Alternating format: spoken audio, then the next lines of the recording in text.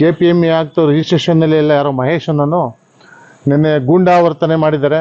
ಗೂಂಡಾವರ್ತನೆ ಮಾಡಿ ರೂಡಾಗಿ ಬಿಹೇವಿಯರ್ ಮಾಡಿದ್ದಾರೆ.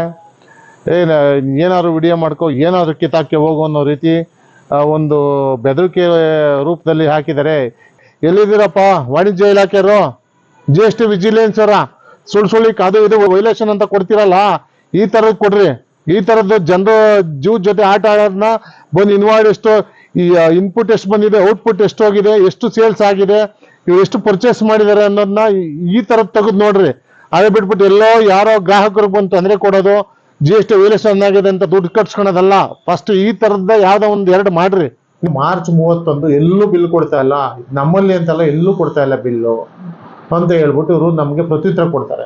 Computer bill generate ಆದಾಗ ನಮ್ಗೆ ಇಂಥ ಮಾತ್ರೆ ಕೊಟ್ಟಿದ್ರೆ, ಇಂಥ ಮೆಡಿಕಲ್ ಸ್ಟೋರ್ ತಗೊಂಡಿದ್ದೀವಿ, ಇಂಥ GST ನಂಬರ್ಗೆ ಪೇಮೆಂಟ್ ಹೋಗಿದೆ ಅಂತ ಅಂದ್ಬಿಟ್ಟು ಟೋಟಲ್ ಆಗಿ ಡೀಟೇಲ್ಸ್ ಬರುತ್ತೆ ಮೇಡಮ್.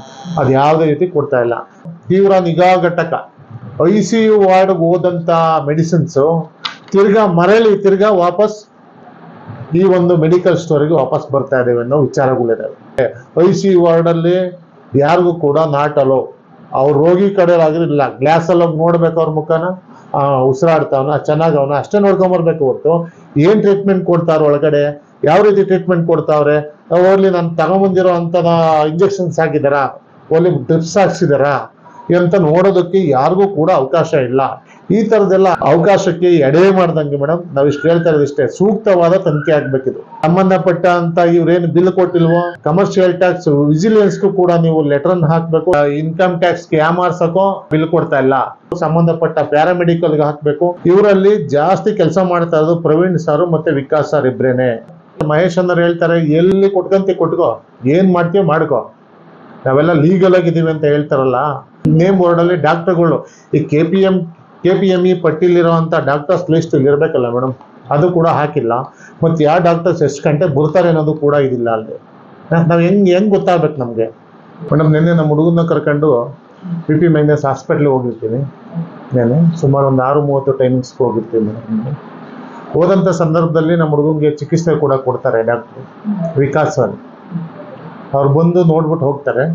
ನೋಡ್ಬಿಟ್ಟು ಹೋದ್ಮೇಲೆ ಟ್ರೀಟ್ಮೆಂಟು ಕೂಡ ವಿಕಾಸ್ ಸರ್ ಬರ್ಕೊಡೋದಿಲ್ಲ, ಬದಲಾಗಿ ಬೇರೆ ಯಾರೋ ಬರ್ಕೊಡ್ತಾರೆ ಟ್ರೀಟ್ಮೆಂಟ್. ಹಾಗಾಗಿ ನಾವು ಅದನ್ನು ಕೂಡ ಕೇಳ್ದೇನೆ ಬಂದು ಮೆಡಿಸಿನ್ಸ್ ತಗೊಳ್ಳೋಣ ಅಂತ ಮೆಡಿಕಲ್ ಸ್ಟೋರ್ ಮುಂದೆ ನಿಂತಾಗ ಸುಮಾರು ಜನ ಅಲ್ಲೆಲ್ಲ ತುಂಬ್ಕೊಂಬಿಟ್ಟಿರು, ಗ್ರಾಹಕರು, ರೋಗಿಗಳ ಕಡೆಯವರು ಅಲ್ಲಿ ತುಂಬ್ಕೊಂಬಿಟ್ಟಿರು. ಪಾಪ ಎಮರ್ಜೆನ್ಸಿ ಪೇಷಂಟ್ ಬಂದಿರೋರು ಕೂಡ ಅಲ್ಲಿದ್ರು. ಅವಾಗ ಇವ್ರೇನು ಮಾಡ್ತಾರೆ, ಕ್ಯಾಲ್ಸಿ ತೆಗೆದು ಒಂದೊಂದು ಮಾತ್ರೆಗಳನ್ನ ಲೆಕ್ಕ ಹಾಕೊಂಡು ಡಿವೈಡೆಡ್ ಬೈ ಮಾಡಿಕೊಂಡು ಅದನ್ನ ಲೆಕ್ಕ ಹಾಕೋದಕ್ಕೆ ಇವರು ಲೆಕ್ಕ ಹಾಕೊಂಡು ತುಂಬ ಲೇಟ್ ಮಾಡ್ತಿರ್ತಾರೆ. ಆ ಲೇಟ್ ಆದಂಥ ಸಂದರ್ಭದಲ್ಲಿ ಸುಮಾರು ನಾನು ಕೂಡ ಒಂದು 10ರಿಂದ 15 ನಿಮಿಷ ಕಾದಿದ್ದೀನಿ ಅಲ್ಲಿ ಮಾತ್ರೆಗಳು ತೊಗೊಳಕ್ಕೆ. ಆಮೇಲೆ ತೊಗೊಂಡಾದ ನಂತರ ಪಾಪ ಯಾರು ಎಮರ್ಜೆನ್ಸಿ ಇರೋರು ಹಂಗಂಗೆ ಎತ್ಕೊಂಡು ಹೋಗ್ಬಿಟ್ರು. ಬಿಲ್ ಒಬ್ಬರಿಗೂ ಕೂಡ ಕೊಡ್ತಾ ಇಲ್ಲ ಬಿಲ್ಲ. ನಾವು ಇದ್ರ ಬಗ್ಗೆ ಕ್ವಶನ್ ಮಾಡ್ತೀವಿ, ಅವರು ಬಿಲ್ ಕೊಡಬೇಕಲ್ವಾ, ನೀವು ಯಾಕೆ ಕೊಡ್ತಾ ಇಲ್ಲ ಅಂತ. ಅವ್ರು ಹೇಳ್ತಾರೆ, ಮಾರ್ಚ್ 31 ಎಲ್ಲೂ ಬಿಲ್ ಕೊಡ್ತಾ ಇಲ್ಲ, ನಮ್ಮಲ್ಲಿ ಅಂತಲ್ಲ ಎಲ್ಲೂ ಕೊಡ್ತಾ ಇಲ್ಲ ಬಿಲ್ಲು ಅಂತ ಹೇಳ್ಬಿಟ್ಟು ಇವರು ನಮಗೆ ಪ್ರತ್ಯುತ್ತರ ಕೊಡ್ತಾರೆ. ಯಾರು ವಿತರಕರು, ಆ ಮೆಡಿಕಲ್ ಸ್ಟೋರ್ನವರ ಅಥವಾ ಅವ್ರ ಹತ್ರ ಐಡೆಂಟಿಟಿ ಕಾರ್ಡ್ ಇಲ್ಲ, ಅವ್ರ ಮೆಡಿಕಲ್ ಸ್ಟೋರ್ನವರು ಅಂತ ಹೆಂಗೆ ಗೊತ್ತಾಗ್ತದೆ? ಅವ್ರು ಕೊಟ್ಟಂಥ ಮಾತ್ರೆ ಡಿಸ್ಕ್ರಿಪ್ಷನ್ ನಮ್ಗೆ ಹೆಂಗೆ ಗೊತ್ತಾಗುತ್ತೆ? ಅದೇ ಮಾತ್ರೆ ಕೊಟ್ಟವ್ರೆ ಅಂತ ಹೆಂಗೆ ಗೊತ್ತಾಗುತ್ತೆ? ಕಂಪ್ಯೂಟರ್ ಬಿಲ್ಲು ಜನರೇಟ್ ಆದಾಗ ನಮ್ಗೆ ಇಂಥ ಮಾತ್ರೆ ಕೊಟ್ಟಿದ್ರೆ, ಇಂಥ ಮೆಡಿಕಲ್ ಸ್ಟೋರ್ ತೊಗೊಂಡಿದ್ದೀವಿ, ಇಂಥ GST ನಂಬರ್ಗೆ ಪೇಮೆಂಟ್ ಹೋಗಿದೆ ಅಂತ ಅಂದ್ಬಿಟ್ಟು ಟೋಟಲ್ ಆಗಿ ಡೀಟೇಲ್ಸ್ ಬರುತ್ತೆ ಮೇಡಮ್. ಅದು ಯಾವುದೇ ರೀತಿ ಕೊಡ್ತಾ ಇಲ್ಲ. ತದನಂತರ ನಾವೇನು ಮಾಡ್ದೋ, ಪ್ರವೀಣ್ ಸರ್ ಅವ್ರ ಹತ್ರ ಹೋಗಿರ್ತೀವಿ ನಾವು. ಪ್ರವೀಣ್ ಡಾಕ್ಟರ್ ಹತ್ರ ಹೋಗಿ, ಸರ್ ಹಿಂಗೆ ಬಿಲ್ ಕೊಡ್ತಾ ಇಲ್ಲ, ದಯವಿಟ್ಟು ಬಿಲ್ ಕೊಡಿಸಿ, ಅಟ್ಲೀಸ್ಟ್ ಮ್ಯಾನುವಲ್ ಆಗಾರು ಬಿಲ್ ಕೊಡಿಸಿ. ಸರ್ ಅಟ್ಲೀಸ್ಟ್ ನಮ್ಗಾರು ಬಿಲ್ ಕೊಡ್ತಾ ಇಲ್ಲ, ಬೇರೆಗಾರು ಬಿಲ್ ಕೊಡ್ಬೇಕಲ್ವಾ? Bill is a reference. ಯಾವ ಮೆಡಿಕಲ್ದಲ್ಲಿ ತೊಗೊಂಡ್ರು ಅಂತ ಹೇಳುವಕ್ಕೆ ಆಯ್ತು ನಾನು ಬಿಲ್ ಕೊಡ್ಸಿ ಅಂತ ಹೇಳ್ಬಿಟ್ಟು ಅವ್ರು ಸಂಬಂಧಪಟ್ಟವ್ರಿಗೆ ಮೆಡಿಕಲ್ ಸ್ಟೋರ್ನವ್ರಿಗೆ ಫೋನ್ ಮಾಡಿ ಅವ್ರಿಗೆ ಬಿಲ್ ಕೊಡ್ರಿ, ಯಾಕೆ ಬಿಲ್ ಕೊಡ್ತಾ ಇಲ್ಲ ಅಂತ ಪಾಪ ಹೇಳಿರ್ತಾರೆ ಅವರು. ಅದಾದ ನಂತರ ಯಾರು ಅನೋನ್ ಪರ್ಸನ್, ಅದು KPME ಆ್ಯಕ್ಟಲ್ಲೂ ಇಲ್ಲ, ಮೆಡಿಕಲ್ ಇದರಲ್ಲೇ ಇಲ್ಲ, ಯಾರೋ ಪಾರ್ಟ್ನರ್ಶಿಪ್ಪೋ ಯಾರೋ ಅಂತೆ ಮಹೇಶ್ ಅಂತೆ. ಎಷ್ಟು ರೂಢಾಗಿ ಬಂದು ಮಾತಾಡ್ತಾರೆ ಅಂದರೆ ವ್ಯಕ್ತಿ, ನೀನು ಯಾರು ಬಂದು ಕೇಳಕ್ಕೆ? ನೀನು ಆಫೀಸರಾ? ಯಾರು ನೀನಿಲ್ಲಿ ಹುಡಿಯ ಮಾಡ್ಕೊಂತೀಯ?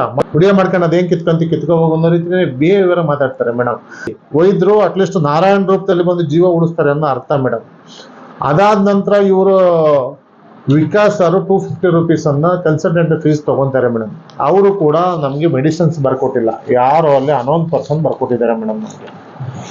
ನೋಡಿ, ಇದು ದಾಖಲೆ, ಇದು ವಿಕಾಸ್ ಅವ್ರದ್ದು ಅಲ್ಲ. ತಿರ್ಗಾ ಗಲಾಟೆ ಮಾಡಿದ ನಂತರ ನಮಗೆ ಬಿಲ್ಲನ್ನು ಕೊಡ್ತಾರೆ ಮೇಡಮ್, ಬಿಲ್ಲನ್ನು ಕೊಡ್ತಾರೆ. ಈಗ ನಾನು ನಿಮ್ಗೆ ಹೇಳೋದಿಷ್ಟೇ ಮೇಡಮ್, ಏನು ಅಂದರೆ ನಿನ್ನೆ 31ನೇ ತಾರೀಕು ಮಾರ್ಚ್ 2026 ಈ ಒಂದು ದಿನದಂದ ಪೂರ್ತಿ ಅವರು ಬಿಲ್ಲನ್ನು ಯಾರಿಗೂ ಕೂಡ ಕೊಟ್ಟಿಲ್ಲ ಅನ್ನೋ ಅನುಮಾನ ಇದೆ ನಮಗೆ. ಅಲ್ಲಿ CCTV ಫುಟೇಜನ್ನು ನೀವು ತೋರಿಸ್ಕೊಬೇಕು. 1 ತಿಂಗಳು ತನಿಖೆ ಆಗ್ಬೇಕು ಮೇಡಮ್ ಅಲ್ಲಿ. ಆಮೇಲೆ ಮೆಡಿಕಲಲ್ಲಿ as per rule water bottle ಮಾಡೋಂಗಿಲ್ಲ, ಚಾಕ್ಲೇಟ್ ಮಾರಂಗಿಲ್ಲ, ಎಲ್ಲ ರೀತಿಯಲ್ಲಿ ಚಾಕ್ಲೇಟ್ ಮಾಡ್ತಾರೆ, ವಾಟರ್ ಬಾಟ್ಲು ಮಾಡ್ತಾರೆ. ವಾಟರ್ ಬಾಟ್ಲ್ ಯಾಕೆ ಮಾರಂಗಿಲ್ಲ ಅಂದರೆ ಮೆಡಿಸಿನ್ಸ್ ಮೇಲೆ ಏನಾದ್ರು ಬಿದ್ದು ಹಾಳಾಗ್ಬಿಟ್ಟತ್ತು ಅನ್ನೋ ಉದ್ದೇಶಕ್ಕೋಸ್ಕರ ವಾಟರ್ ಬಾಟ್ಲು ಅದೇನು ಮೋಸ್ಟ್ಲಿ ನಿಷೇಧ ಇರಂಗದೆ ಅನಿಸುತ್ತೆ ನಮಗೆ, ಯಾವುದೋ ಒಂದು ಆರ್ಟಿಕಲಲ್ಲಿ ಓದಿದ ಪ್ರಕಾರ.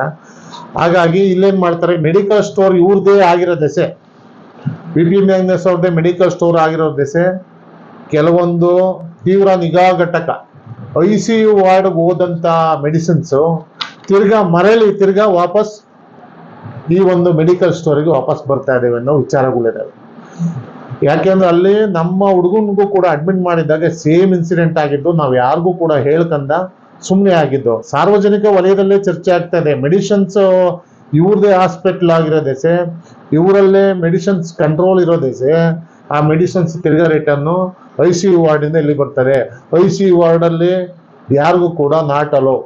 ಅವ್ರ ರೋಗಿ ಕಡೆ ಆಗಿರಲಿಲ್ಲ, ಗ್ಲಾಸಲ್ಲಿ ಹೋಗಿ ನೋಡ್ಬೇಕು ಅವ್ರ ಮುಖನ, ಉಸಿರಾಡ್ತಾವನ, ಚೆನ್ನಾಗಿ ಅವನ ಅಷ್ಟೇ ನೋಡ್ಕೊಂಬರ್ಬೇಕು ಹೊರತು ಏನು ಟ್ರೀಟ್ಮೆಂಟ್ ಕೊಡ್ತಾರ ಒಳಗಡೆ, ಯಾವ ರೀತಿ ಟ್ರೀಟ್ಮೆಂಟ್ ಕೊಡ್ತಾವ್ರೆ, ಹೋಗ್ಲಿ ನಾನು ತಗೊಂಬಂದಿರೋ ಅಂಥದ ಇಂಜೆಕ್ಷನ್ಸ್ ಹಾಕಿದಾರಾ, ಒಳ್ಳೆ ಡ್ರಿಪ್ಸ್ ಹಾಕ್ಸಿದಾರಾ ಅಂತ ನೋಡೋದಕ್ಕೆ ಯಾರಿಗೂ ಕೂಡ ಅವಕಾಶ ಇಲ್ಲ. ಈ ಥರದ್ದೆಲ್ಲ ಅವಕಾಶಕ್ಕೆ ಎಡೆ ಮಾಡ್ದಂಗೆ ಮೇಡಮ್ ನಾವು ಇಷ್ಟು ಹೇಳ್ತಾ ಇರೋದಿಷ್ಟೇ, ಸೂಕ್ತವಾದ ತನಿಖೆ ಆಗ್ಬೇಕಿದು. ಸಂಬಂಧಪಟ್ಟ ಅಂತ ಇವ್ರೇನು ಬಿಲ್ ಕೊಟ್ಟಿಲ್ವೋ, ಕಮರ್ಷಿಯಲ್ ಟ್ಯಾಕ್ಸ್ ವಿಜಿಲೆನ್ಸ್ಗೂ ಕೂಡ ನೀವು ಲೆಟರ್ನ ಹಾಕಬೇಕು, ಸಂಬಂಧಪಟ್ಟ ಪ್ಯಾರಾಮೆಡಿಕಲ್ಗೆ ಹಾಕಬೇಕು.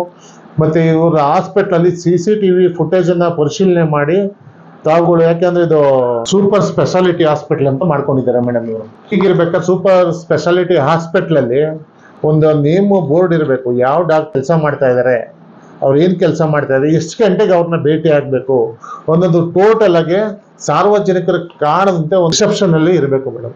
ಕಾರ್ಯನಿರ್ವಾಹಕರು ದಿನೇಶ್ ಶೆಟ್ಟಿ ಅನ್ನೋರು ಅವರು ಕೂಡ ಹೇಳ್ತಾರೆ, ಇಲ್ಲಿ ಆಚೆಗಡೆ ಹೊರಭಾಗದಲ್ಲಿ ಇತ್ತು ಬೋರ್ಡು, ಏನೋ ಟೈಲ್ಸ್ ಕೆಲಸ ಮಾಡೋಕ್ಕೆ ಒಂದು ಕಿತ್ತಾಕಿದ್ದೀನಿ ಅಂತ. ಟೈಲ್ಸ್ ಕೆಲಸ ಮಾಡಿ ಎಷ್ಟಾಗಿದೆ, ಕಿತ್ತಾಕಿ ಎಷ್ಟು ದಿವಸ ಆಗಿದೆ.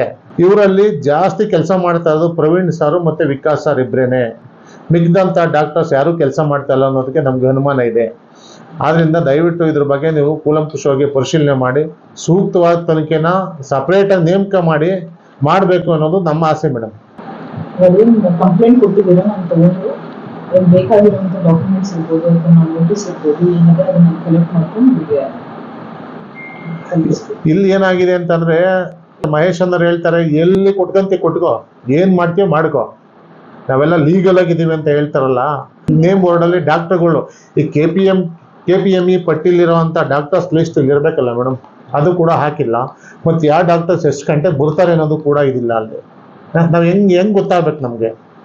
ಒಂದು 3-4 ತಿಂಗಳಿಂದ ವಿಸಿಟ್ ಮಾಡಿದ್ವಿ. ಹಾ ಮೇಡಮ್. ಬೇರೆ ವಿಚಾರವಾಗಿ ಯಾವಾಗೆಲ್ಲ ಅಲ್ಲಿ ಇದಿತ್ತು ಲಿಸ್ಟ್ ಎಲ್ಲ ಹಾಕಿದ್ವಿ, ಡಿಸ್ಪ್ಲೇ ಆಗಿತ್ತು. ಅದು ಯಾವ ವಿಚಾರವಾಗಿ ಅವ್ರು ತೆಗೆದಿದ್ದಾರೆ ಏನು ಅಂತ ನೋಡ್ಬಿಟ್ಟು ನಾನು ವಿಸಿಟ್ ಮಾಡಿ ಇದು ಮಾಡ್ತೀವಿ.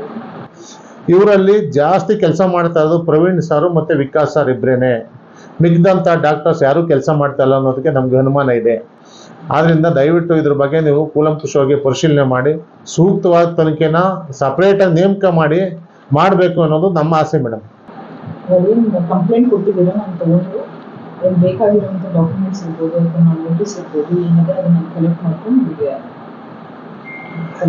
ಇಲ್ಲಿ ಏನಾಗಿದೆ ಅಂತಂದ್ರೆ, ಮಹೇಶ್ ಅನ್ನೋರು ಹೇಳ್ತಾರೆ, ಎಲ್ಲಿ ಕೊಟ್ಕೋ, ಏನ್ ಮಾಡ್ತೀವಿ ಮಾಡ್ಕೋ, ನಾವೆಲ್ಲ ಲೀಗಲ್ ಆಗಿದ್ದೀವಿ ಅಂತ ಹೇಳ್ತಾರಲ್ಲ. ನೇಮ್ ಬೋರ್ಡಲ್ಲಿ ಡಾಕ್ಟರ್ಗಳು KPME ಪಟ್ಟಿಲಿರುವಂಥ ಡಾಕ್ಟರ್ಸ್ ಲಿಸ್ಟ್ ಇರಬೇಕಲ್ಲ ಮೇಡಮ್, ಅದು ಕೂಡ ಹಾಕಿಲ್ಲ. ಮತ್ತು ಯಾವ ಡಾಕ್ಟರ್ಸ್ ಎಷ್ಟು ಗಂಟೆ ಬರ್ತಾರೆ ಅನ್ನೋದು ಕೂಡ ಇದಿಲ್ಲ ಅಲ್ಲಿ. ನಾವು ಹೆಂಗ್ ಗೊತ್ತಾಗ್ಬೇಕು ನಮಗೆ? ಒಂದು 3-4 ತಿಂಗಳಿಂದ ವಿಸಿಟ್ ಮಾಡಿದ್ವಿ. ಹಾ ಮೇಡಮ್. ಬೇರೆ ವಿಚಾರವಾಗಿ ಯಾವಾಗೆಲ್ಲ ಅಲ್ಲಿ ಇದಿತ್ತು ಲಿಸ್ಟ್ ಎಲ್ಲ ಹಾಕಿದ್ವಿ, ಡಿಸ್ಪ್ಲೇ ಆಗಿತ್ತು. ಅದು ಯಾವ ವಿಚಾರವಾಗಿ ಅವ್ರು ತೆಗೆದಿದ್ದಾರೆ ಏನು ಅಂತ ನೋಡ್ಬಿಟ್ಟು ನಾನು ವಿಸಿಟ್ ಮಾಡಿ ಇದು ಮಾಡ್ತೀವಿ, ರಿಪೋರ್ಟ್ಸ್ ತಗೊಂಡು. ನಾವು ಕೇಳ್ತಾ ಇರೋದು ಇಷ್ಟೇ ಮೇಡಮ್. ಯಾಕೆ ಅಂದ್ರೆ ಈಗ ಬಿಲ್ಲನ್ನ ಇವರು ಇನ್ಕಮ್ ಟ್ಯಾಕ್ಸ್ಗೆ ಯಾಮಾರ್ಸಕ್ಕೋ ಬಿಲ್ ಕೊಡ್ತಾ ಇಲ್ಲ. ಏನೀಗ ರೆಫರೆನ್ಸ್ ಮೇಡಮ್, ನಿಮ್ಮ ಆಫೀಸಿಗೆ ಬಂದಿದ್ದೀವಿ, ಒಂದು ಅರ್ಜಿಗೆ ಟಪಾಲ್ ಕೊಡ್ತೀವಿ ಅಂದ್ರೆ ನಿಮ್ಮಲ್ಲಿ ಒಂದು ಸೀಲ್ ಹಾಕಿ ಕೊಟ್ರೆ ಒಂದು ರೆಫರೆನ್ಸ್. ಅವ್ರ ಹಾಸ್ಪಿಟ್ಲಿಗೆ ಹೋಗಿದ್ದೀವಿ, ಒಂದು ಬಿಲ್ಲನ್ನು ಕೊಟ್ಟಾಗ ಆ ಬಿಲ್ ನಂಬರ್ ಏನು, ಯಾವ GST, ಯಾವ ಮಾತ್ರೆಗಳು ಕೊಟ್ಟಿದ್ದಾರೆ, ಯಾವ ಮೆಡಿಸಿನ್ಸ್ ಕೊಟ್ಟಿದ್ದಾರೆ, ಅಥವಾ ಯಾರಿಗೆ ಪೇ ಆಗ್ತಾ ಇದೆ ಅನ್ನೋದು ಅವ್ರು ಕೊಡತಕ್ಕಂಥ ಪಾರದರ್ಶಕತೆ ನಿಯಮ ಅಂತ ಹೇಳೋದಾದ್ರೆ ಬಿಲ್ಲು ಮೇಡಮ್. ವಿಚಾರಣೆ ಮಾಡ್ತಿರ್ತೀವಿ, ವಿಚಾರಣೆ ಕಂಪ್ಲೇಂಟ್ ಕೊಟ್ಟಿದ್ದೀವಲ್ವಾ, ಅದೇನಿದೆ ಅದಕ್ಕೆ ಡಾಕ್ಯುಮೆಂಟ್ಸ್ ಎಲ್ಲ ನಾನು ನೋಡ್ತೀನಿ, ವೆರಿಫೈ ಮಾಡಿ ನಿಮಗೆ ಇದಕ್ಕೆ. ಸರಿ ಮೇಡಮ್, ಓಕೆ. ಏನಿವತ್ತು ನಾವು ನೆಲಮಂಗಲ ತಾಲೂಕು ಆರೋಗ್ಯ ಅಧಿಕಾರಿಗಳಿಗೆ ಇವತ್ತೊಂದು ಮನವಿ ಕೊಡೋಕೆ ಬಂದಿದ್ದೀವಿ. ಈ ಮನವಿ ವಿಚಾರ ಏನು ಅಂತ ಅಂದರೆ, ನಿನ್ನೆ ಒಂದು VP ಮ್ಯಾಗ್ನಸಲ್ಲಿ ಒಂದು ಮಾರ್ಚ್ 31 ಅಂತ ಹೇಳ್ಬಿಟ್ಟು ಬಿಲ್ಲನ್ನು ಯಾವ ಗ್ರಾಹಕರಿಗೂ ಕೂಡ ಕೊಡ್ತಾ ಇರಲಿಲ್ಲ, ಯಾವ ರೋಗಿಯ ಕಡೆಗೂ ಕೂಡ ಕೊಡ್ತಾ ಇರಲಿಲ್ಲ. ಇದನ್ನು ಪ್ರಶ್ನೆ ಮಾಡಿದಂಥ ಸಂದರ್ಭದಲ್ಲಿ KPME ಆ್ಯಕ್ಟ್ ರಿಜಿಸ್ಟ್ರೇಷನ್ನಲ್ಲಿ ಎಲ್ಲ ಯಾರೋ ಮಹೇಶ್ ಅನ್ನೋನು ನಿನ್ನೆ ಗೂಂಡಾವರ್ತನೆ ಮಾಡಿದ್ದಾರೆ. ಗೂಂಡಾವರ್ತನೆ ಮಾಡಿ ರೂಡಾಗಿ ಬಿಹೇವಿಯರ್ ಮಾಡಿದ್ದಾರೆ. ಏನಾದ್ರು ವಿಡಿಯೋ ಮಾಡ್ಕೊ, ಏನಾದ್ರು ಕಿತ್ತಾಕಿ ಹೋಗೋ ಅನ್ನೋ ರೀತಿ ಒಂದು ಬೆದರಿಕೆ ರೂಪದಲ್ಲಿ ಹಾಕಿದ್ದಾರೆ. ಈ VP ಮ್ಯಾಗ್ನಸ್ ಏನು ಡಾಕ್ಟ್ರುಗಳೇನು ಈ ಗೂಂಡಾ ರೀತಿಯಲ್ಲಿ ಇಟ್ಕೊಂಡಿದ್ದಾರಾ? ಇವನು ಯಾರು, ಇವನು ಮಾತಾಡೋದಕ್ಕೆ ಯಾರು, ಈ ವ್ಯಕ್ತಿ ಯಾರು ಅನ್ನೋದು ಪ್ರಶ್ನೆ ಉದ್ಭವ ಆಗಿದೆ. ಹಾಗೂ ಮುಂದುವರೆದಂತೆ ಈ ಹಾಸ್ಪಿಟ್ಲ್ ವಿಚಾರವಾಗಿ ಏನಿಲ್ಲಿ ICU ವಾರ್ಡಲ್ಲಿ ಅಡ್ಮಿಂಟ್ ಆದಂಥ ಪೇಷಂಟ್ಗಳಲ್ಲಿ ಏನು ತೀವ್ರ ನಿಗಾಘಟ್ಟದಲ್ಲಿಟ್ಟಂಥ ಪೇಷಂಟ್ಗಳು, ಆಸ್ಪತ್ರೆ ಮೆಡಿಕಲ್ನಲ್ಲಿ ಹೋದಂಥ ಟ್ರೀಟ್ಮೆಂಟ್ಗಳು, ಔಷಧಿಗಳು ಈ ಒಂದು ICU ವಾರ್ಡಲ್ಗೆ ಹೋಗ್ತವೆ. ಈ ICU ವಾರ್ಡಿನ ತಿರ್ಗಾ ಯಾವುದೇ ರೀತಿ ರೋಗಿಗಳಿಗೆ ತೋರಿಸ್ದಂಗೆನೆ ಇವರು ಮೆಡಿಸಿನ್ಸ್ ತಿರ್ಗಾ ವಾಪಸ್ಸು ಅದೇ ಮೆಡಿಕಲ್ ಸ್ಟೋರಿಗೆ ಬರ್ತಾವೆ ಅನ್ನೋ ವಿಚಾರ ಕೂಡ ಸಾರ್ವಜನಿಕ ವಲಯದಲ್ಲಿ ಪ್ರಶ್ನೆ ಆಗಿದೆ. ಇದರಲ್ಲೂ ಕೂಡ ನಾವು ಕೂಡ ಈ ಒಂದು ಹಾಸ್ಪಿಟ್ಲಲ್ಲಿ ಅನುಭವಿಸಿದ್ದೀವಿ ಹಿಂದೆ. ಹಾಗಾಗಿ ನಾವು ಇವತ್ತಿನ ದಿವಸ ಇದೆಲ್ಲ ಸೂಕ್ತವಾದ ತನಿಖೆ ಆಗಬೇಕು. ಇದು ಸೂಕ್ತವಾದ ಸಮಂಜಸವಾಗಿ ಏನು ಕಾರ್ಯನಿರ್ವಹಿಸ್ತಕ್ಕಂಥ ಡಾಕ್ಟರ್ಗಳು ಪಟ್ಟಿಗಳನ್ನ ಹೆಸರುಗಳು ಹಾಸ್ಪಿಟ್ಲಲ್ಲಿ ಇರಬೇಕು. ಆದರೆ ಈ ಪಟ್ಟಿಗಳಲ್ಲಿ ಹಾಸ್ಪಿಟ್ಲಲ್ಲಿ ಯಾವುದೇ ರೀತಿ ಹೆಸರುಗಳಿಲ್ಲ. ಯಾವ ಡಾಕ್ಟರ್ ಕೆಲಸ ಮಾಡ್ತಾರೆ ಅನ್ನೋದು ಪಟ್ಟಿ ಲೀಸ್ಟ್ ಇಲ್ಲ. ಎಷ್ಟು ಇವ್ರು ಕನ್ಸಲ್ಟೆಂಟ್ ಫೀಸ್ ತಗೊಂತಾರೆ ಅನ್ನೋದಕ್ಕೂ ನಿರ್ದಿಷ್ಟವಾಗಿ ಒಂದು ಹಾಸ್ಪಿಟಲ್ ಬೋರ್ಡಲ್ಲಿ ಹಾಕಿರಬೇಕು, ಹಾಕಿಲ್ಲ. ಇದ್ರ ಬಗ್ಗೆನೇ ಸೂಕ್ತವಾದ ತನಿಖೆ ಆಗಬೇಕು. ನಿನ್ನೆ ಮಾರ್ಚ್ 31 ಅಂತ ಹೇಳಿದ್ದಾರೆ. ಈ ಬಿಲ್ಲನ್ನು ಗ್ರಾಹಕರು ಕೊಟ್ಟಿಲ್ವಲ್ಲ, ಇದ್ರ ಬಗ್ಗೆ ಸೂಕ್ತವಾಗಿ ವಿಚಾರಣೆ ಆಗಬೇಕು. ಎಲ್ಲಿದ್ದೀರಪ್ಪ ವಾಣಿಜ್ಯ ಇಲಾಖೆಯವರು, GST ವಿಜಿಲೆನ್ಸ್ ಅವರ? ಸುಳ್ಳಿ ಅದು ಇದು ವೈಲೇಷನ್ ಅಂತ ಕೊಡ್ತಿರಲ್ಲ, ಈ ಥರದ್ದು ಕೊಡ್ರಿ. ಈ ಥರದ್ದು ಜನರು ಜೀವ ಜೊತೆ ಆಟ ಆಡೋದನ್ನ ಬಂದು ಇನ್ವಾಯ್ಡ್ ಎಷ್ಟು, ಈ ಇನ್ಪುಟ್ ಎಷ್ಟು ಬಂದಿದೆ, ಔಟ್ಪುಟ್ ಎಷ್ಟು ಹೋಗಿದೆ, ಎಷ್ಟು ಸೇಲ್ಸ್ ಆಗಿದೆ, ಇವ್ರು ಎಷ್ಟು ಪರ್ಚೇಸ್ ಮಾಡಿದ್ದಾರೆ ಅನ್ನೋದನ್ನ ಈ ಥರದ್ದು ತೆಗೆದು ನೋಡ್ರಿ. ಅದೇ ಬಿಟ್ಬಿಟ್ಟು ಎಲ್ಲೋ ಯಾರೋ ಗ್ರಾಹಕರಿಗೆ ಬಂದು ತೊಂದರೆ ಕೊಡೋದು, GST ವೈಲೇಷನ್ ಆಗಿದೆ ಅಂತ ದುಡ್ಡು ಕಟ್ಸ್ಕೊಳೋದಲ್ಲ. ಫಸ್ಟ್ ಈ ಥರದ ಯಾವುದೋ ಒಂದು ಎರಡು ಮಾಡ್ರಿ. ನೀವು ಭ್ರಷ್ಟಾಚಾರಗಳಿಗೆ ಕಡಿವಾಣ ಹಾಕೋದಕ್ಕೆ ಮುಂದಾಗ್ರಿ ನೀವು. ಹಾಗಾಗಿ ಇದೆಲ್ಲ ಕಾನ್ಸೆಪ್ಟ್ ಒಳಗೊಂಡಂತೆ ನಾವಿವತ್ತು ಏನು THO ಮೇಡಮ್ ಅವ್ರಿಗೆ ಅರ್ಜಿ ಕೊಡಕ್ಕೆ ಬಂದಿದ್ದೀವಿ. ಇವತ್ತು ಅರ್ಜಿ ಕೊಟ್ಟು ಸೂಕ್ತವಾದ ತನಿಖೆ ಆಗಲೇಬೇಕು. ಇದು ಸೂಕ್ತವಾದ ತನಿಖೆ THO, DHO, DC ಅವ್ರ ಲೆವೆಲ್ ಆಗಲಿಲ್ಲ ಅಂದರೆ ನಾವು ಹೈಕೋರ್ಟ್ಗಾದ್ರು ಹೋಗಿ ಇದನ್ನ ಪ್ರಶ್ನೆ ಮಾಡೇ ಮಾಡ್ತೀವಿ. ತಪ್ಪಿತಸ್ಥರಿಗೆ ಕಾನೂನು ಪ್ರಕಾರವಾಗಿ ಶಿಕ್ಷೆ ಕೊಡಿಸ್ತೀವಿ ಅಂತ ಹೇಳ್ಬಿಟ್ಟು ಈ ಮೂಲಕ ನಾವು ಎಚ್ಚರಿಕೆ ಕೊಡ್ತಾ ಇದ್ದೀವಿ.